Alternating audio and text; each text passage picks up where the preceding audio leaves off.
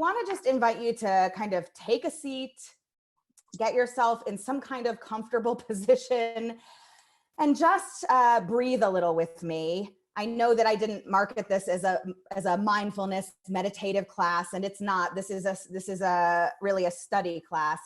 But these days, I don't know about you, but I just find that if I don't take the time to just settle down and take some breaths, things can get a little intense. So the day is drawing to a close. We began this day with snow everywhere. It was gorgeous and confusing. We ended the day with a beautiful day. The snow had melted. It was lovely and sunny outside, and now the moon shines. So just breathe into your day, take a deep breath or two. If you want, you can close your eyes.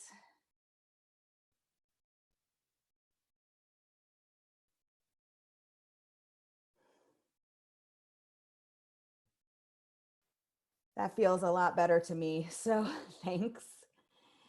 I want to invite you to, if you know the words for the study, the blessing for the study of Torah, to join with me. If you don't know the words, you can just say Amen at the end, and that'll work as well. So Baruch Atah Adonai Eloheinu melech haolam asher kiddushanu b'mitzvotav v'tzivanu la'asok b'divrei Torah. Blessed are you, Adonai, our God, sovereign of the universe. You sanctify us with the commandments, inviting us to busy ourselves with the study of Torah. Amen. Amen. So I imagine, or am sort of hoping, that this might be able to be a conversation more than just me talking at you this whole time. In a moment, I'm going to attempt to share the text sheet with you. You might have even accessed it already today. It was on the Facebook link. It also is on the website.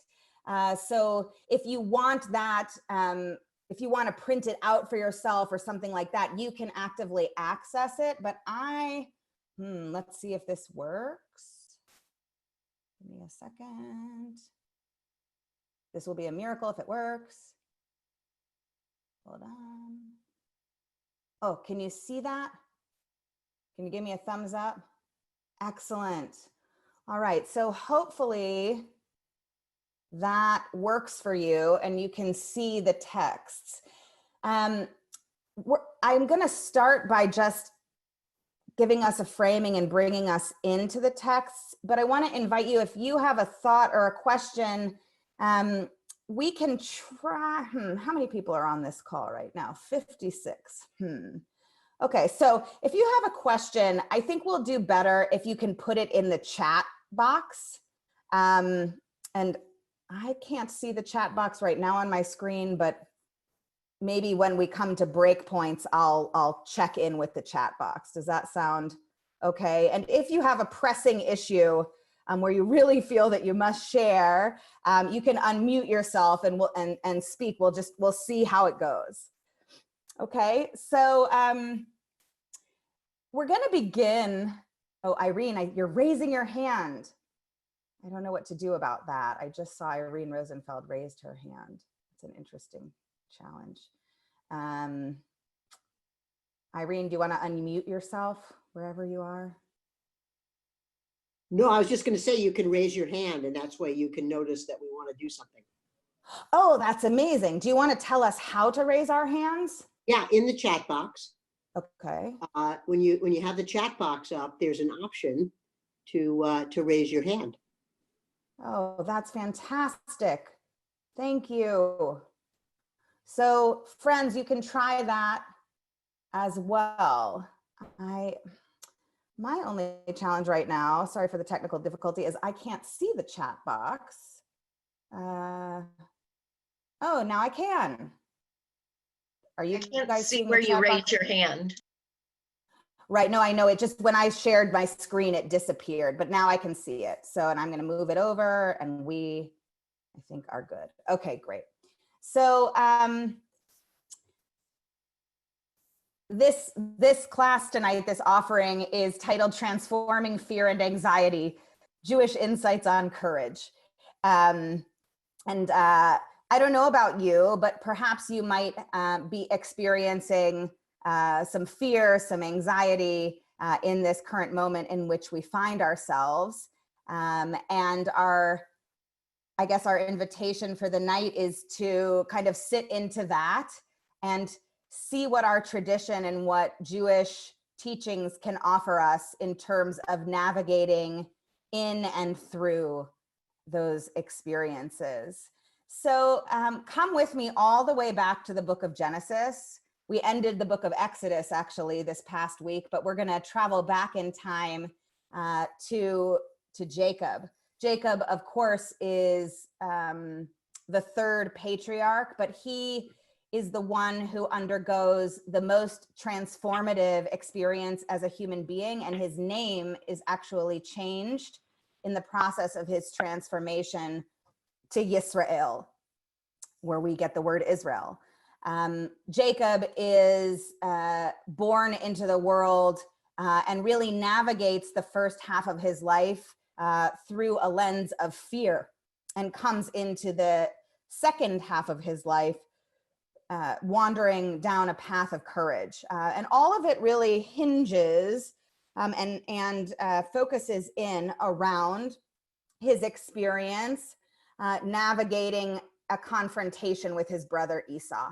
So everyone see where it says Genesis 32, 4-9? I hope that is there. I'm going to read it out loud in case you don't.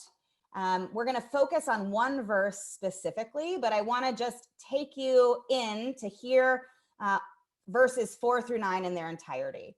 So Jacob sent messengers ahead to his brother Esau in the land of Seir, the country of Edom, and instructed them as follows. Thus shall you say, to my lord Esau, thus says your servant Jacob, I stayed with Laban and remained until now. I have acquired cattle, asses, sheep, and male and female slaves, and I send this message to my lord in the hope of gaining your favor. The messengers returned to Jacob, saying, we came to your brother Esau. He himself is coming to meet you, and there are 400 men with him. Jacob was terribly afraid and distressed. He divided the people with him and the flocks and herds and camels into two camps, thinking, if Esau comes to the one camp and attacks it, the other camp may yet escape. So this narrative is picking up after Jacob and Esau have been estranged from each other for 20 years. Jacob is on the run. He lived his life far away. And the time has come for them to be confronted. And as a result of that, Jacob sends a message to his brother Esau through messengers, and the messengers come back with a report saying, hey, we talked to your brother. He's coming to meet you, and he's bringing 400 people with him. Okay, so when you see the end of verse 7 and then look at verse 8, is there anything in the tone in verse 7 which leads you to believe that this is something to be distressed about? And you're welcome to try to raise your hand if you want, and I can try to call on you. Well, no, I mean through the chat feature, because I can't see all of you, unfortunately. Or you can even write in the chat what your thoughts might be.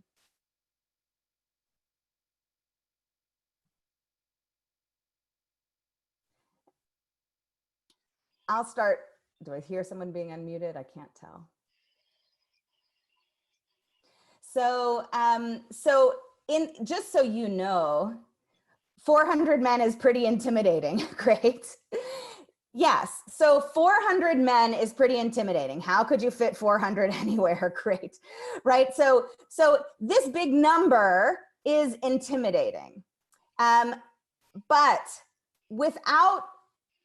put the number aside for a moment, just look at the tone. We came to meet your brother Esau. He himself is coming to meet you, and there are 400 men with him. Note, it doesn't say he yes, and so Flo, you're saying himself is coming. So yes, One way to interpret it is he's coming with 400 guys. That's pretty intimidating, and he's coming himself. A different way that you might interpret it if you didn't know the story was to say, he's coming to meet you. He's your brother, and he's bringing all of his band with him. It's a reunion. We know the context, but in this case, they haven't seen each other for 20 years. And yet, immediately, Jacob's reaction is one of fear. And not just fear, but intensified fear and distress. So I want you to look at verse 8. So in the Hebrew, it's Vayira Yaakov me'od vayetzer lo. All right, and the probably the best translation of that is Jacob was terribly afraid and distressed. So for those of you who study Torah on a regular basis, or maybe those of you who are new, do you notice anything? Do you notice anything odd or noteworthy in that phrasing? And since you guys are quiet, I guess I'll let you be free to unmute yourselves, or feel free to type in. How do I talk? You're doing it. Okay. The thing that I feel that's unusual in this is that rather than pick fairly who would be first, he picked the people that he would want to eliminate first and to save at the end. So that's, yeah, thanks, Irv. That's a lovely observation. I don't want to go into that quite yet. I want you to focus right on the clause initially that says Jacob was terribly afraid and distressed. So I'll just sort of move us forward a bit. Of note is this is very descriptive of his fear. He doesn't just say he's terribly afraid. He says he's also distressed. Two different articulations. And hyperbolically expressed. This is something that is picked up on by our commentators expansively. Anytime something that could have been said in a simple way is said in extraneous ways, the commentaries really try to figure out, well, there must have been some reason for that. So come with me down to Rashi. Okay, Rashi is probably the most famous biblical commentator in all of Jewish history. Full name Shlomo Yitzchaki. He's an 11th century commentator. So what Rashi says is, well, the reason here that the Torah portion is using these two different descriptors of terribly afraid and distressed is because Jacob was expressing two different types of fear that he had. One was he was scared for himself that he would be killed. Okay. He was terribly afraid and distressed. He was afraid lest he be killed. And he was distressed that he might have to kill someone else. So really kind of breaking apart the idea of the fears that are inside of him. It's not just that he's afraid of Esau. It's actually much more detailed than that. There are nuances inside of his fear. He was afraid he might be killed, and he was afraid of what he might have to do, which he wouldn't otherwise want to. All because he has somehow determined that this is a dangerous situation. Any comments or thoughts on that before we move forward? We'll just hold the space for a moment.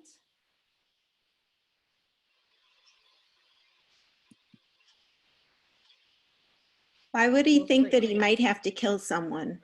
What'd you say? Why would he think that he might have to kill someone? Great question. Was that Fran? I can't Yes. tell by the voice. Oh, good. Okay. So I imagine he thinks he might have to kill someone because he imagines that they're going to fight. They're going to come to a fight with him, like it will be a battle.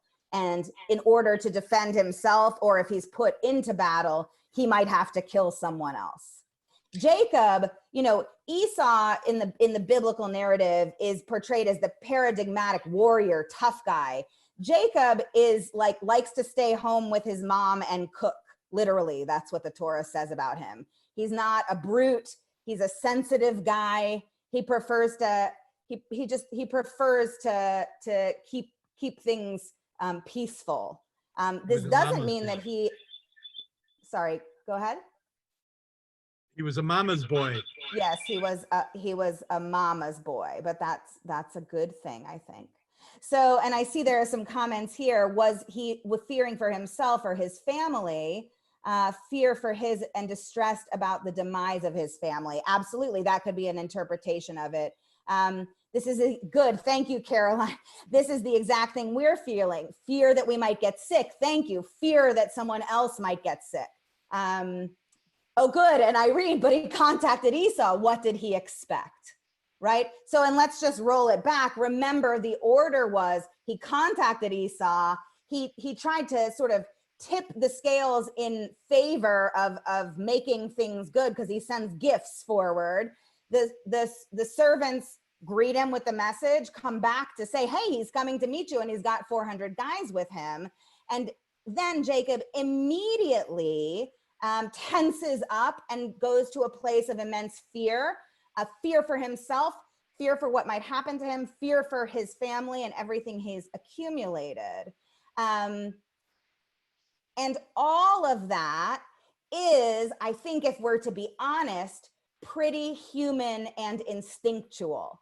So I would just say, like, what did he expect? I don't know if he expected anything, but I think at this point he's reacting in a purely non-thoughtful way. He's in, you know, scarcity modality. He is in a fear-driven state.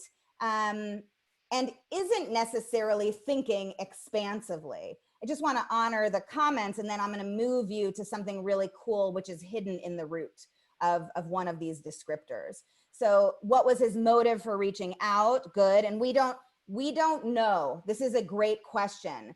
And then Marilyn, you've written trying to strategize by dividing the camp. I can't see the rest of it, sorry. Not knowing who will be attacked, the unknown. Exactly. He's trying to, once this fear sets in, he begins to strategize and try to kind of like minimize losses. And thank you, Jody, because Esau had previously threatened to kill him. In fact, the last time they saw each other 20 years ago, Esau said, I'm gonna kill you, Jacob. And Jacob goes on the run. And this is all Jacob, you know, this is the last memory Jacob has of his brother, which is one that isn't pleasant, I would say. So come in now to a little Hebrew lesson.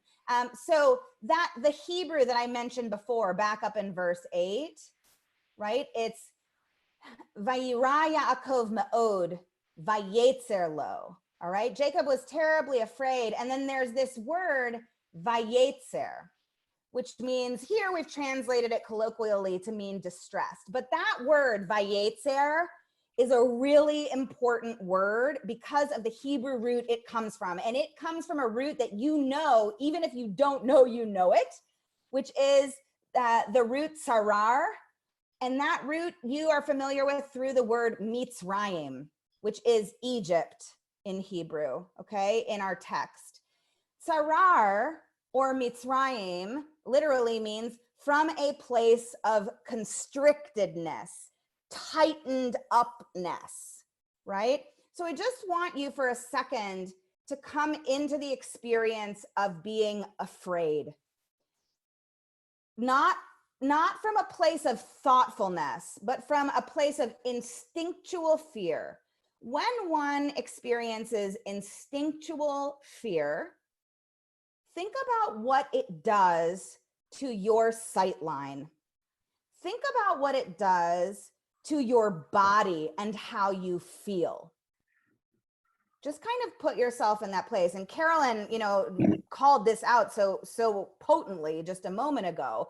But if you're experiencing fear in the situation you're in, I want to kind of invite you into that. I'll share with you, you know,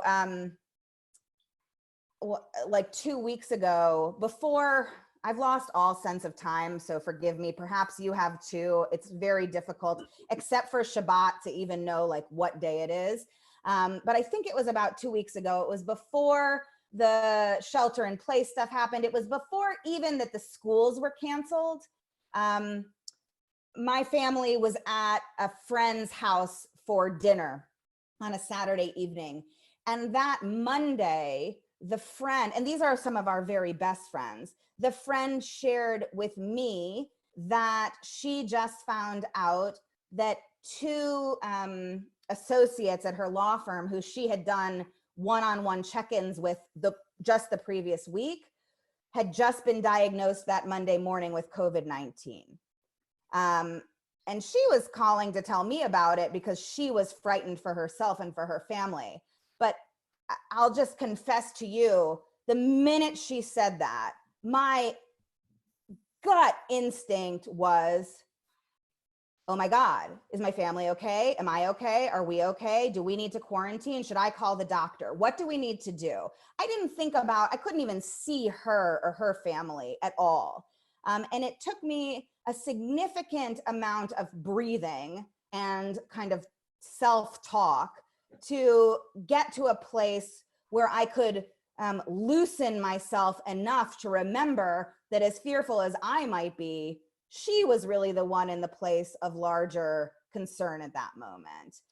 But the fear was too constricting, and it caused this sort of laser focus in. I'm curious about how you've experienced fear during these last weeks, or anxiety during these last weeks. I'm wondering if you have found similar responses in yourselves, a similar sense of constriction or tightened or shortened view, tunnel vision. Now that's well put. Anyone else want to share any thoughts about that? I have felt that way.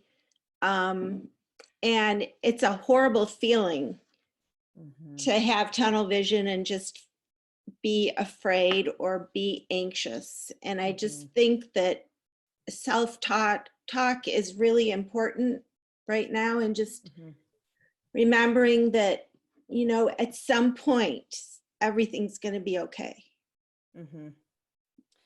Yeah, thank you. And I just want to, so I'm just looking in the chat box. I want to honor Helen. You know, you've written resignation. Someone I know will die, maybe me, right? And I think that is a brutal articulation of the truth of some of the most fundamental fears that we all have in this moment. And then Susan, you've written, came off a cruise ship on which I was violently ill. And once this started, I was convinced I was exposed. How terrifying. Yeah. And then Mark, you're saying everything will be as it should be. That's how this resonates. That's how that resonates for you in this experience. Yes. Great. So this idea of this constricted tunnel vision that comes with fear is a pretty important one to identify. And Deborah, you say, I experience fear as a bottomless emptiness. And in some respects, every time I heard a list of symptoms, I started to feel each one. Yes. My husband and I, the night that this happened, where this friend shared with us this happened, literally like did the exact same thing. We were like, does your throat hurt? You feel achy? You know, there's some sort of odd psychological thing that happens in that regard too. And all of this, however it manifests, as constricted as it is, it can nevertheless feel completely overwhelming, right? It's not that it's constricted and that it becomes smaller. It's constricted and tight. And so imagine it's as if you're flexing every muscle all the time. And so in that respect, it can take over everything. It can become almost blinding. And it's all that a person can see. And this is the truth for Jacob. It's the truth of how we respond still today. In April, yes, you work in the hospital. Oh, you lost your first patient. I'm so sorry. Know that the numbers will only go up. Yes.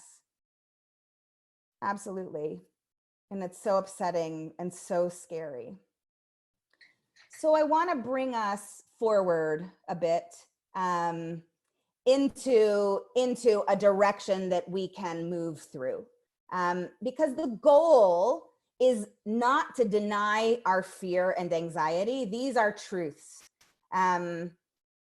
If we are to suggest that we aren't feeling those things, but we are, we do ourselves and we do no one any good service, including ourselves, right? If what we're experiencing is this sort of fear, we have to begin in truth with it. Oh, and Marilyn, I apologize, I missed your comment. Simple basic tasks like going to a grocery store is now a major decision, with keen awareness that every choice like this matters or could matter. And I just want to offer that word could forward as a major trigger, for lack of a better word, of fear, because it's in the could, right? The could is what happens between verse 7 and verse 8. It doesn't say in verse 7, we came to your brother Esau, he said he's coming to kill you and bringing 400 guys to do it. All it says is he's coming to meet you and bringing 400 guys. But Jacob knows that it could be that. It might not be that, but it could be. And the could, the unknown, the thing that we can't control, that's usually the space in which fear births out of. He was future tripping. Truth. We do this all the time, future tripping. So come into a lovely Hasidic text. This is from Reb Moshe Chaim Ephraim, also known as the Degel Machaneh Ephraim. So he offers to us an interesting way of navigating with our fear. And I want to take each sentence slowly. So he says, when we wish to go down into a deep pit and are afraid that we will not be able to come back up when we want to, we take a ladder with us into the pit so we will be able to get out. Just stop there for a second. Don't keep going. When we wish to go down into a deep pit and are afraid that we will not be able to come back up when we want to, we take a ladder with us into the pit so we will be able to get out. What do you interpret that to mean?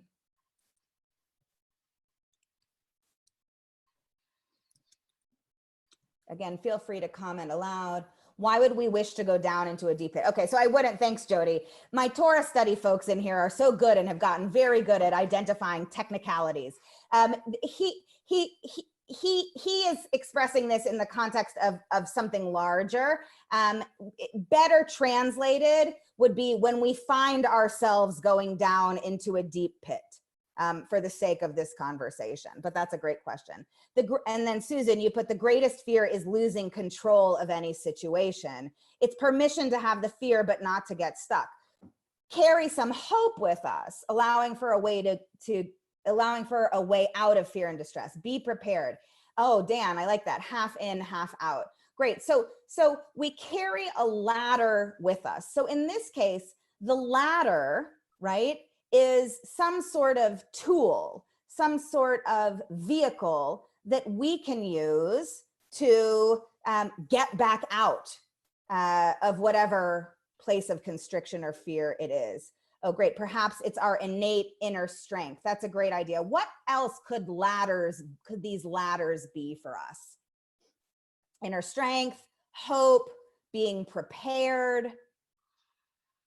If we are in a deep pit, all of our practices and tools we have developed so far can be the source of getting out. Great. Inventiveness. Wonderful. I love that idea of anything that we've developed so far. No atheists in a foxhole. Great. Yes. Then that's the second sentence. So you'll get to that. Tell everyone your rickety ladder story. It's the Talmud, Susan. I'll tell it in a little bit. Courage. Great. Good. Taking God with us. And we'll get to that in the second part of this. thinking what is the worst that can happen. I love that, Irene. So sometimes, let's start with that, okay? Sometimes, who was it before who said the fear leads them to an endless, bottomless pit? Someone commented in that reflection earlier, right? And in some respects, it's helpful to establish a bottom, which is a bottom that we can work with. So thinking about the worst that can happen in some kind of spacious posture, for many might be a helpful place to begin. For others, they may find that, very frightening, in which case that might not be the right tool.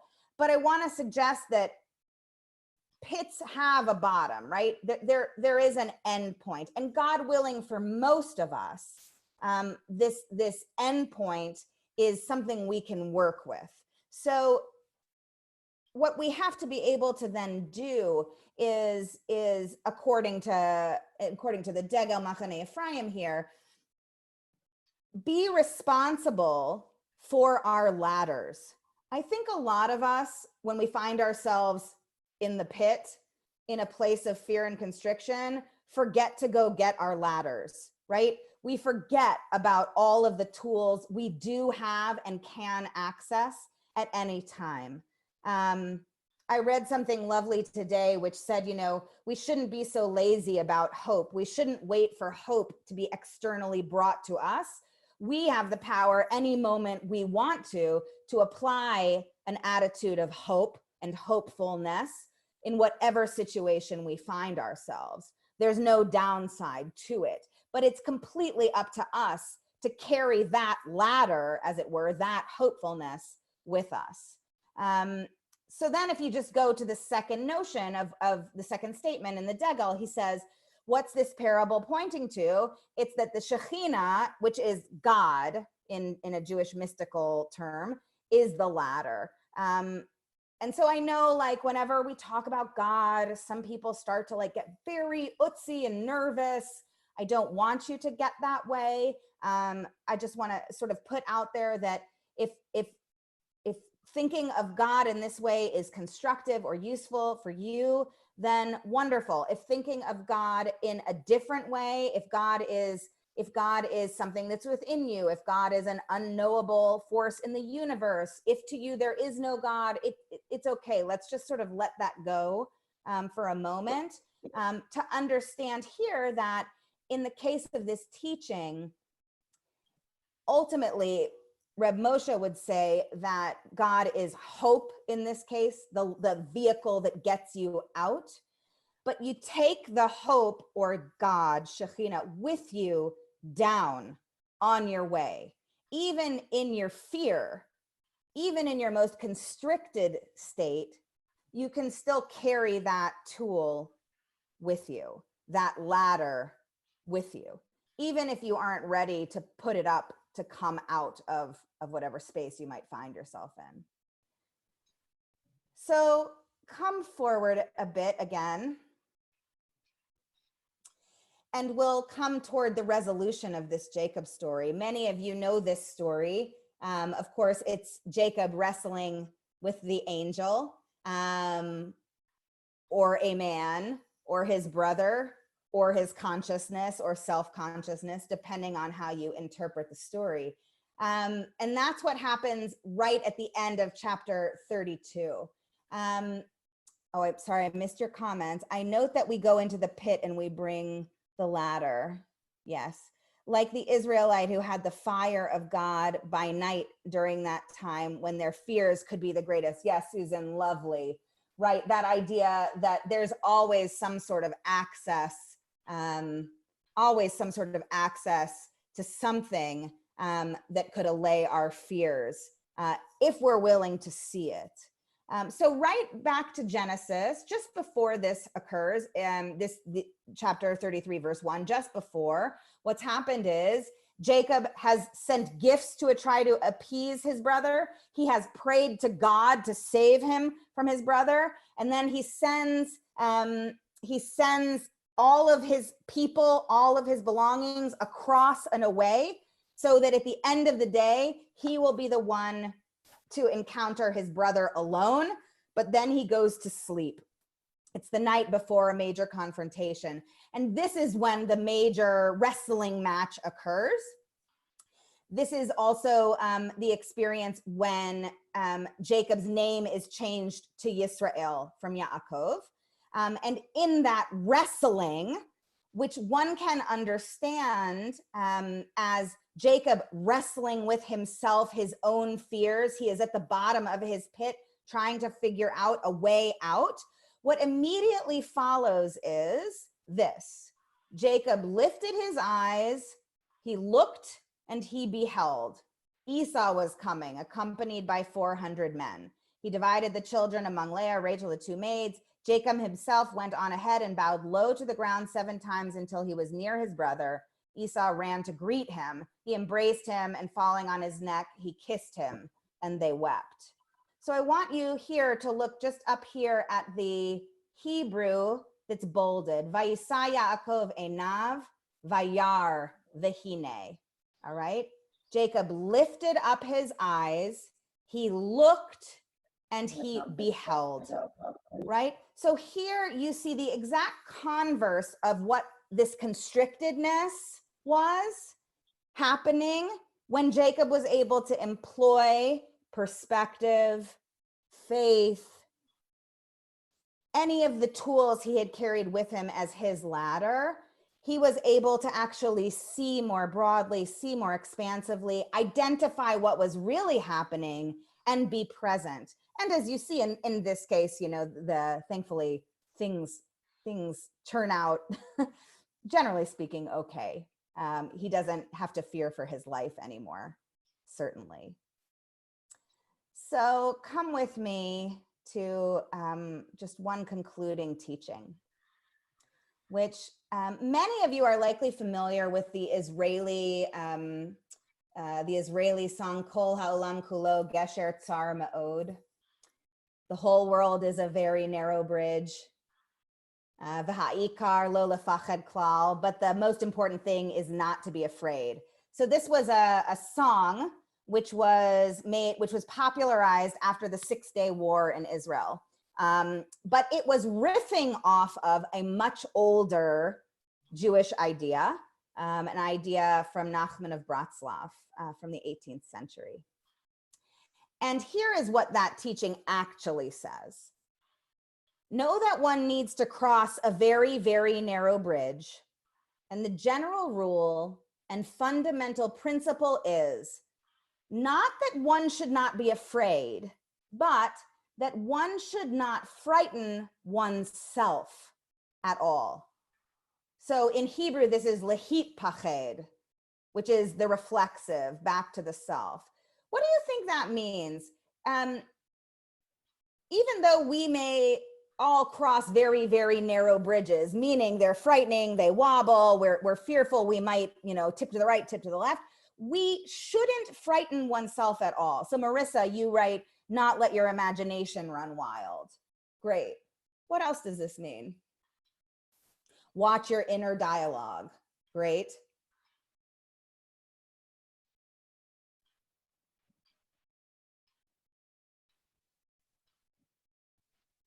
Who's in control in this situation? The fundamental principle is that one should not frighten oneself at all. Climbing a ladder, if it's up, if you up is better than looking down, which could terrify you. Great. You're in control, one step at a time, full focus on the moment. Excellent.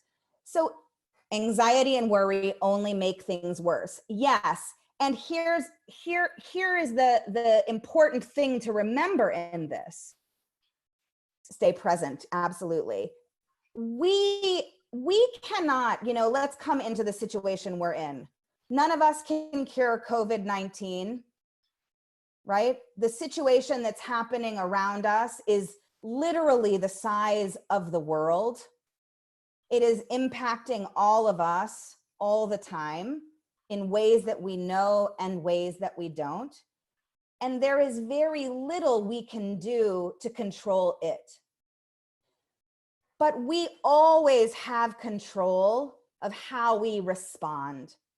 And even if we find ourselves in a place where we are fearing, we can use our discernment. We can carry our ladders with us so that we can practice our own agency of not frightening ourselves. So I see you've written more. Anxiety and worry only make things worse. We can stay present, raise our cortisol levels, get a perspective by reminding yourself of past successes against fear. Great. All of these are wonderful, wonderful examples of how we can be resilient. I think the key that I want you to understand, though, is that none of these mean denying that we are afraid or denying that we are experiencing anxiety. They actually mean we have to experience them in order to go through a process of employing whatever tools we have, bringing the ladders with us so that we can get ourselves out. These are the choices that are before us. I want to, as we kind of move toward beginning to wrap up, kind of bring you into just 5 suggestions of practical ways that we might, move forward given where we are. So first is what we just said. Take the opportunity to use your discernment to separate what is in your control and what is not in your control. So many of us spend so much time, and this isn't just in this current situation, but in our lives, fixating on things that we cannot control and completely ignoring the things we can, right? So if we are finding ourselves worried about hypothetics, right? What could happen? What ifs? We can breathe into that and acknowledge we won't know about the what ifs. We can't control that. But what we can do is if we're worried about our family, we can reach out to them. We can call them. Gosh, we can see them. We can FaceTime them, Zoom with them, whatever it is. We can contact our friends. We can take small steps to assure that we are acting in a way that upholds what we can do. Second is really invest in doing what helps you feel safe, right? So as you're navigating these experiences, if you find that if you find, for example, that watching the news makes you feel most uneasy, don't do that. You're not going anywhere. None of us are. Take the night off. Do what makes you feel safe. If what makes you feel safe is singing, if what makes you feel safe is watching your favorite movie, reading your favorite book, listening to your favorite music, telling the person you love them, whatever it is, do that. Third, as long as it's possible for us, I can't sort of stress enough the importance of getting outside, right? Open a window, step outside your front door, breathe in the air. This reminds us that we are actually not little people locked in small boxes, but are still very much a part of the incredible thing we call created existence. There's an amazing world out there. The sun rises every day and sets every night. And we have the incredible opportunity right now to actually take advantage of that, to see it, to connect into it. Fourth, stay present. Just breathe. If you find your mind taking you to places where you don't want it to go, take a second, sit down, take 5 deep breaths. You will come back to where you are, because that is the only place you can actually be. And last, get out of your own concerns and start investing in helping others. This, in my mind, is the most powerful way of allaying our anxieties and fears and productively making a difference. We are existing in a moment right now where even though we feel that we are so helpless, there is actually still so much we can do. And it is as simple as picking up the phone and calling someone to check in, a friend, a congregant. You can sign up to be one of our Love Your Neighbor volunteers to call congregants to check in. If you're not in a vulnerable position, you can help to run errands for people. Any of these actions that can help you get out of your own space, out of your own pit, and extend a ladder down to someone else. These are the steps that truly can soothe and calm our fears and open our eyes literally to see that there is so much still beyond us, of which we are all a part, that we can help to make better, help to improve. We can be the extenders of the ladders for others too. So I want to invite a few moments just for closing thoughts, reflections, questions you might have at this point.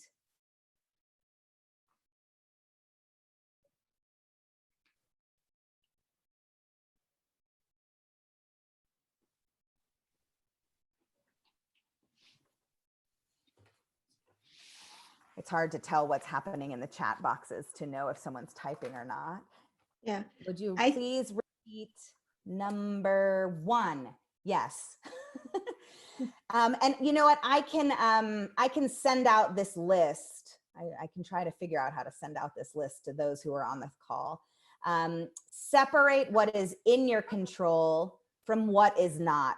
So I would call that, I mean, and the key of this is discernment, right? What were they calling? You know, in some respects, it's very much like all the language that they've been using about how do you know if something is a critical activity, a necessary activity versus an optional activity. You know, you can sort of think as like the critical activities as the things that are in your control, and the things that are not in your control are the optional ones, right? Like we can choose to be fixated on what we can't control, but that's our choice. The idea here is really dig into, if you're feeling fear around something, well, is this something that I have control around? If it is, great. But if it isn't, it's not worth the investment of the energy, and you can breathe into it and choose to set it aside. You may find it bubble back up and choose again to set it aside. The more practice we get with that, the better and stronger our muscles become around this sort of discernment. So 1, separate what's in your control from what is not. 2, do what helps you to feel safe. 3, get outside. 4, stay present. 5, get out of your own head and reach out to others. Oh, good. You guys are scribing. This is great. Thank you. That's fantastic. So I want to just let you know about a few things that are coming up. I hope that you have all been receiving our emails, their Facebook updates, our webpage updates. If you're not on Facebook and you haven't liked NSCI's page, I really recommend you do that. It's possible to be, even if you're hesitant to be on Facebook, it's possible to set up a Facebook account and to essentially be invisible. But we're really using Facebook as a central hub for our congregation right now. And I think that is something that's providing a lot of comfort for everyone. If you need help, if technically this is challenging for you, just send me an email and I'll have someone reach out to you to help you get onboarded in that regard. We have a number of opportunities really on a nightly basis for the community to convene in different ways. And I hope you'll check all of those programs as they come. In case you don't know, I want to let you know of one that wasn't really publicized until yesterday, but at 8:30 tomorrow night on Facebook Live, Cantor Goldstein will be leading a healing service. So for those of you who are thinking about healing, yearning to pray for healing and wholeness for yourself and for others, this is a really powerful and spiritual way to do that. And I do hope you'll join us for services on Friday evenings and then our Shabbat experience on Saturday mornings. This has become a really powerful way to convene as a community. This past Friday, nearly 2,000 people were with us, which makes us think we don't need to have the high holidays anymore. All we have to do is stream our Friday night services. So we do hope you'll join us. It feels, I have to say, really good even in our own homes to know that we are still really present and experiencing things with each other. So as we turn to close, wherever it is that you are, whatever place you find yourself in, where your mind is, where your body is, where your spirit is, I wish for you wholeness. I wish for you that shalom that only comes from the places of our deepest truths. And often that shalom is birthed out of brokenness. It's an interesting thing to think that something can't become whole until it's broken. Our patriarch Jacob, right before the angel gives him a new name, Yisrael, he wrenches his hip. And the Torah says that only after Jacob is wounded is he able to become complete, full, whole, or the Hebrew for that is shalem. It's an incredible opportunity for all of us to think about what might come from this place of uncertainty, and that it might yet bring wholeness to us. So chazak, chazak, v'nit chazek, be strong, let's strengthen one another as we continue to journey this road together. Please know that I am here and all of the clergy are here. If you are in need of support, do not hesitate to reach out to us. We're just waiting for you. Have a great night, everybody. I'm going to leave this open for a little bit for your chats and to wave. Thanks. That's